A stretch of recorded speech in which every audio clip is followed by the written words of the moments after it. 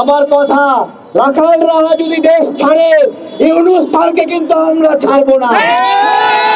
আটক আটক আটক হবে, আটক আটক আটক হবে,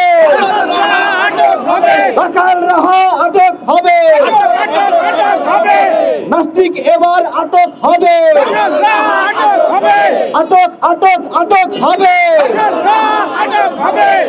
প্রিয় ভাইয়েরা, আমরা ডক্টর ইউনূস স্যারকে ভালোবাসতে চাই, আর উনি আমাদেরকে কষ্ট দিতে চান কিনা আমরা জিজ্ঞাসা করছি। একটা পুরা দস্তুর পুরুষকে নারী হিসেবে উপস্থাপন করে মঞ্চে তুলে অদম্য প্রতিরোধ নারী হিসেবে স্বীকৃতি দিয়ে দিলেন আমাদের উপদেষ্টা ডক্টর ইউনূস স্যার। আমি জিজ্ঞাসা করছি, আপনি কি আমাদেরকে কষ্ট দিতে চান? আপনাকে জবাব দিতে হবে।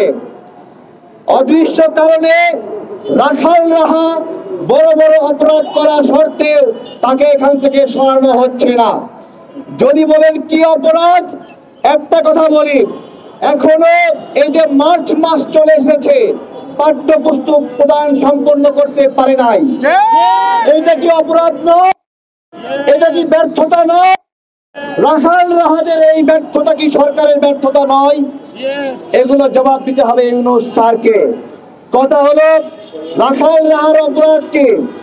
রাখাল রাহার প্রথম যে অপরাধ ছিল, আল্লাহ আল্লাহর রাসূল এবং তাহাজ্জুদ নিয়ে নোংরা কথাবার্তা বলেছে। আমরা এই নোংরা কথাবার্তার স্ক্রিনশটগুলো আজকে খুঁজতে গেলাম, তারপরে খুঁজতে গিয়ে দেখলাম না, বেচারা আরো অনেক নোংরা কথা বলেছে। এই নোংরা কথাগুলো বলাই তার অভ্যাস।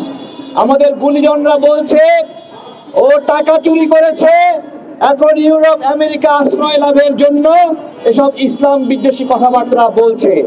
আমার কথা, রাখাল রাহা যদি দেশ ছাড়ে ইউনূস স্যারকে কিন্তু আমরা ছাড়বো না, এবং রাখাল রাহা হবে এই সরকারের প্রথম পলাতক ব্যক্তি।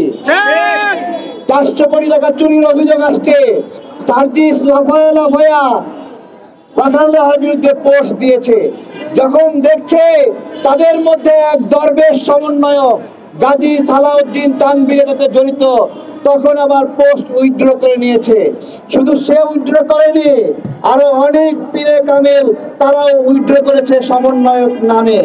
আমার কথা হলো, যখন সমন্বয়কের নাম আসলো তখন গল্প ঘুরাইয়া দিল। গল্প কিভাবে ঘুরাইয়া দিল? ঢাকা পোস্টের পোস্ট গায়েব হয়ে গেল। বাংলাদেশের ইতিহাসে এই ধরনের নিউজ গায়েব হওয়া আওয়ামী ফ্যাসিবাদের লক্ষণ। আমার প্রশ্ন হলো, ডক্টর ইউনূস স্যার কি আওয়ামী ফ্যাসিবাদের মতো হয়ে যাচ্ছেন? ওনার এখান থেকে নিউজগুলো গায়েব হয়ে যাচ্ছে। এর আগে আমরা দেখলাম সময় টিভির সাংবাদিকদেরকে ধমক দেওয়া, তাদেরকে চাকরিচ্যুত করা। প্রিয় ভাইয়েরা, নিজেদেরকে প্রশ্ন করেন সাংবাদিক ভাইয়েরা, আপনারা এই সমন্বয়কদের বিরুদ্ধে যথাযথ নিউজ করতে পারছেন কিনা?